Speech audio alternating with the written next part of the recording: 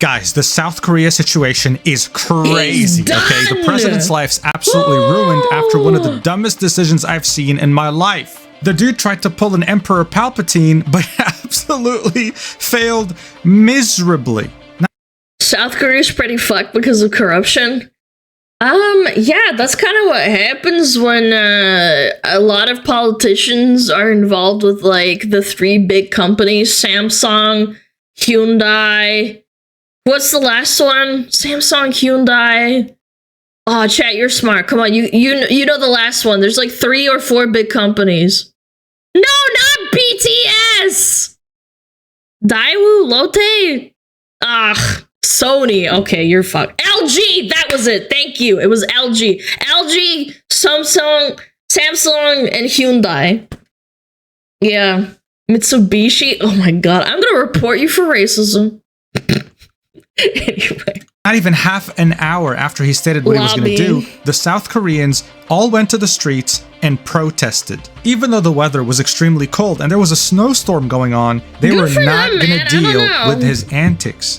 But this wasn't even close to the craziest thing that happened throughout this incident. It does unironically get really cold in South Korea in like winter. Just by the way, it's really cold. Yeah, the leader of the opposing party live stream himself trying to go against the orders of the president. Okay, this that's amazing. Wait, what? Absolutely wild. What essentially happened was that the South Korean president enacted martial law, hoping to seize full, unquestionable power, mobilizing the military and seeking to disrupt the entire country. In the end, though, he ended up completely underestimating his own citizens and made a grave miscalculation.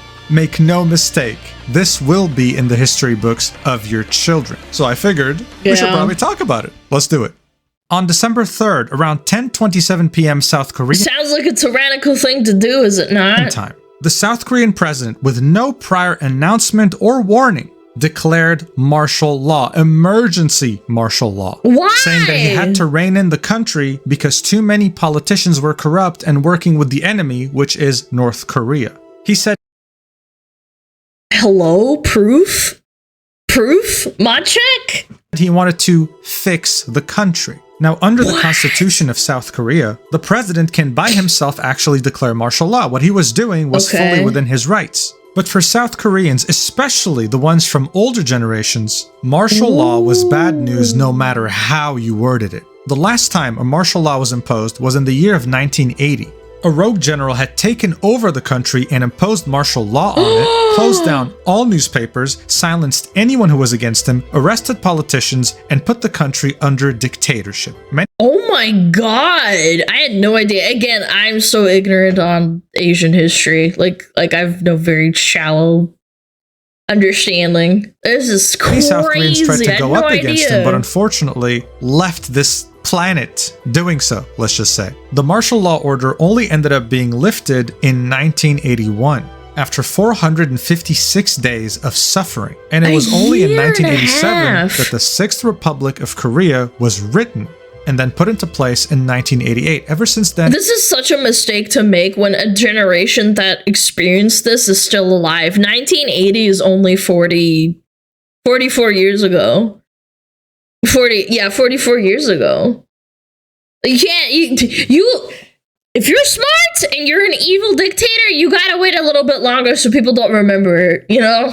It's been a democracy and there hasn't been any martial law order imposed. So what the hell led us here? How are we here today? Well, Yoon Suk-yeol has been the president of South Korea since 2022. But very shortly after taking office, he became very disliked by his population. South Koreans were seeing him as ineffective, someone who couldn't put into place impactful policies to advance the country forward. And by 2024, his approval rating is as low as 20%. That's horrible! This means that 8 out of 10 South Koreans don't like him and want him out of the office. I mean, I think it's safe to say that even Kim Jong-un has a higher approval rating, and he wasn't even voted in by his population. He is deeply unpopular. This unpopularity stretches even to the National Assembly. where the party that has the majority of votes is the opposing party, the one who is against the president. They're called the Democratic Party. So he hasn't really had much luck there either, not able to pass the bills he wants to pass. Very recently, on November 29th, 2024, the budget that the president wants to pass for 2025 was cut by $2.9 billion. This was done by the opposition party, the Democratic Party. The same party who's been trying to investigate the wife of the president multiple times now over corruption charges, and just very recently started the process to impeach the head of the state audit agency and 3 prosecutors involved in those scandals. So as you can see, the president has a bit of a rivalry with the Democratic Party. This led many to theorize that all these things... Well, yeah, obviously, if you do not like your opposition, declare martial law and call them traitors. Yeah, that was the ultimate, like, villainous move to do. I understand why he did it. I'm not saying it was correct. I'm just understanding why if you're not a liked person, you just go... Bitch, get out of here. Accumulated led him to take the decision of martial law, with the budget cut being the final nail in the coffin. Dude. He saw his political career ending with shame and decided to take a huge risk, but it's a risk that stank miles away. It simply didn't smell like the best of intentions. Look, there's 2 different kinds of martial laws, emergency martial law and security martial law, okay? The most drastic one is emergency martial law, which is the one he had imposed. That's like when someone declares war on you or something like that. Security, if I remember correctly, it doesn't enforce like I think it was the taking over the media part. Security's different. The same one that was used in 1980. So he can essentially close any media publication he wants to, arrest any person on South Korean soil without any arrest warrant needed, impose curfews, and straight up confiscate someone's bank account if you wanted to. And the list goes on. He can do pretty much and block media, anything he wants to with no approval needed. The only thing that can stop him is the National Assembly voting to lift the martial law. That's the only threat he faces while having absolute power. Panic was starting to set in, whether you were a normal citizen, someone in the military, a police officer, it didn't matter. Something like this hadn't happened in over 40 years, and they had no warning prior. And for what, the whole thing was extremely unorganized. Now, unfortunately, the initial reaction in the West to this was K-pop stans being worried that I mean, yeah, if you're an ignorant 15-year-old white girl, yes, obviously you'd only care about your K-pops, like superstars and League of Legends players not being able to perform. No! This can't be happening! BTS is supposed to perform tomorrow! Favorite K-pop groups were not going to perform anymore because after the martial law was imposed, major entertainment companies were canceling events. But hey, I guess they helped spread the word around. As the news was starting to reach the West, we received more updates from South Korea. The martial law commander was announced. It was going to be a man by the name of Park An-soo. He then proceeded to shock the world with his first announcement after taking over this position. That all activities related to the National Assembly and political parties are now banned. I think you're starting to understand why this was such a big deal, right? Then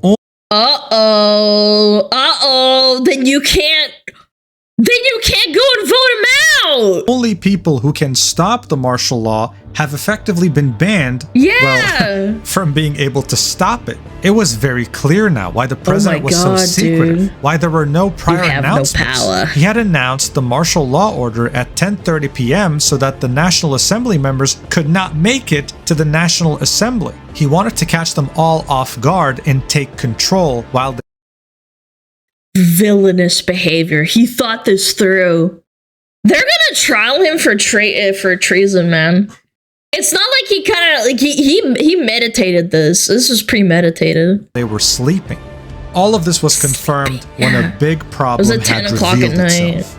The military had been mobilized to block all access to the National Assembly. The stakes at this point could not have been any higher. The South Koreans were essentially seeing their democracy slip through their fingers, and the older generation was having terrible flashbacks back to the year of 1980.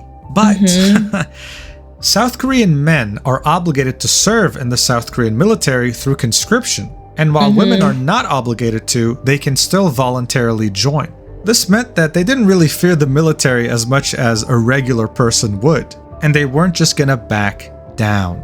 Even after fully understanding the situation, the opposition Democratic Party urgently summoned its members of the National Assembly. They were going to go and lift that martial law even if the entire army was standing in their way. The South Korean people were aware of these efforts, so they made their way to the National Assembly to help them. There's this clip right here that went absolutely viral of a woman holding a rifle in front of her and not giving a single shit about what would happen if it was shot. Watch.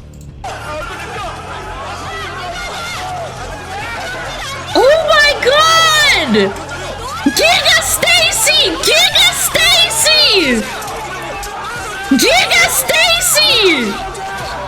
Yo, chills! The president was not going against the Dude, chills. I got chills. I actually got chills. That's loaded, dude.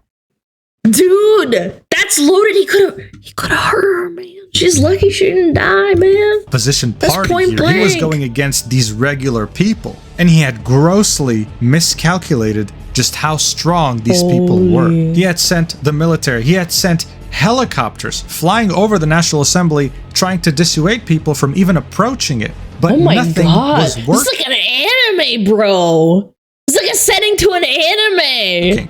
The leader of the opposition party live streamed himself, sneaking into the National Assembly by hopping over. He knows where to go to jump over the fence. For a fence. Like, this is something that you don't see at all. This is crazy. People were in full defiance here. This is such an incredible image that really shows you how the South Korean people came together very quickly to make sure that all the parliament members get through to the National Assembly. This picture looks like a Renaissance painting. I mean, they're over here lifting the parliament member up the fence so that he can go and vote on nullifying this crazy martial law order. You truly don't see this every day. The members were able to sneak into the National Assembly and start the vote. However, the military was still trying to stop them. They were breaking windows and trying to get to the National Assembly to stop whatever was going on because under martial law, this was illegal. But again, the South Korean people showed incredible resilience. They put up— it was literally a coup, man. —barricades from inside the National Assembly. I mean, look at this. This is crazy. Look at all this furniture in front of the doors. Good luck getting through that. It's not happening unless you have a bulldozer. This is what happens when your citizens go through conscription. They were using the military's tactics against them. And thanks to their efforts, and armed and educated people are a scary people. Remember that, chat? I don't know. People laugh at Korea and like other countries that have mandatory conscription. Yeah, like people that assemble and know and are educated and they're not even armed. You're actually, good point. They are not armed citizens. But at least they're trained and they know what to do and they're not scared of their government. That should put fear into the government. You should always be scared. The government should always be scared of its people because then it will listen to the people. 190 members of the National Assembly were able to make it and vote yes to lift the martial law order, completely defying the president. Now, of course, this was a great moment, but it didn't mean much just yet. The president had to acknowledge this and actually order the military to leave. Wait, so even then he can pull the evil anime move at the last like 2 seconds of the episode before you're getting the cliffhanger, and he's like, I do not acknowledge this. And then he goes, no, we did all this for nothing. No. If he didn't, things would have gotten very complicated and he would have been accused of treason. Thankfully, though, 6 hours after declaring the martial law order, he did another speech acknowledging the National Assembly's vote and completely lifting it. As soon as he did that, the soldiers started leaving the National Assembly, retreating, and getting back to their normal lives. The South Korean people pretty much won, making sure to not repeat the same events that had happened in 1980 and all the other martial laws that were abused by people. Wait a second. Sorry, I'm listening, but Is he backing up or embracing the them? same events that had happened in Korean people pretty much won, making sure to not repeat the same events he's like pushing them away. that had happened in 1980 like, and all the gently, I other guess. martial laws that were abused by people who wanted to stay in power. When things started, What I have to understand through this context is like these are your own people too. Like South Korea is very homogenous, and it's amicable, and they're not. I mean, I'm assuming they're probably mad at them, but they understand that like you're in the military. It could be you or your son or your cousin in the military in this situation. It's a fucked up like thing to think about, but like it's terrifying. Yeah, you have orders. You're part of the military, man. happened in 1980 and all the other martial laws that were abused by people who wanted to stay in power. When things started to calm down, the Democratic Party... I defy the order, piss on the desk. You can say that. You can say that all you want. I'm not saying that you're wrong for thinking that. I just think you're saying that, but in a situation like that, I don't know. I don't know. Party revealed that the military planned to arrest the assembly speaker and party leaders under martial law, which made them review possible insurrection charges. I think it's common sense to say that if you want to arrest your political opponents, that is pretty much against what democracy stands for. That's a very serious accusation. Shortly after, the Democratic Party floor leader, Park Chan-dae, called for President Yoon to step down immediately, saying President Yoon cannot avoid the charge of treason. He must step down immediately. As this was all happening, the senior aides and secretaries of the president have started resigning in droves. Damn. This was a complete failed coup. Okay, he had turned from dictator to clown in the span of like 4 hours. Even his own senior officials can't back him up anymore. The dude screwed up royally. At this point, it's almost guaranteed that he's going to get impeached and most likely also probably thrown into jail. This was a massive wake-up call to South Korea because they haven't... What are the odds this guy gets into jail and he's like in the same jail as Johnny Somali? I imagine not very likely, but still, wouldn't that be funny? Wouldn't that be something? Had to deal with something like this for over 40 years. Thankfully, they were able to avert the crisis, but still, one has to think, what if it did end up working? What would have happened then? But I think the funniest thing in all this is that there are people who slept early and woke up and had no idea this had happened. Protests and fights in the country with an imminent dictatorship and are just now finding out, like this person right here who commented. This happened between 10:30 and 4 o'clock in the morning. Half the people in the country slept through this shit. They didn't even know it happened. On my YouTube post saying, I'm literally in Korea right now for a visit and this shit happens while I was asleep from jet lag. LMAO, my whole Korean family's hella pissed at him and calling him a clown. I saw a lot of confusion about this topic with many people not knowing what happened, so I thought I'd make a quick video explaining it. Hope it helped. Thank you for watching till the end and I'll see you in the next video. Love you. Mwah. Shortest coup in history? I think there's been coups that are similar. Like 8 hours. Yeah. Bro, what are these people doing? Kim Jong-un. That was funny. I had no idea about the details. That was good. Check him out. Muujin's cool, man. Makes like little current events, talks about VTubers. He's cool. Check him out. Definitely worth it. Yeah. I don't know, chat. You try to overthrow me and I'm gonna...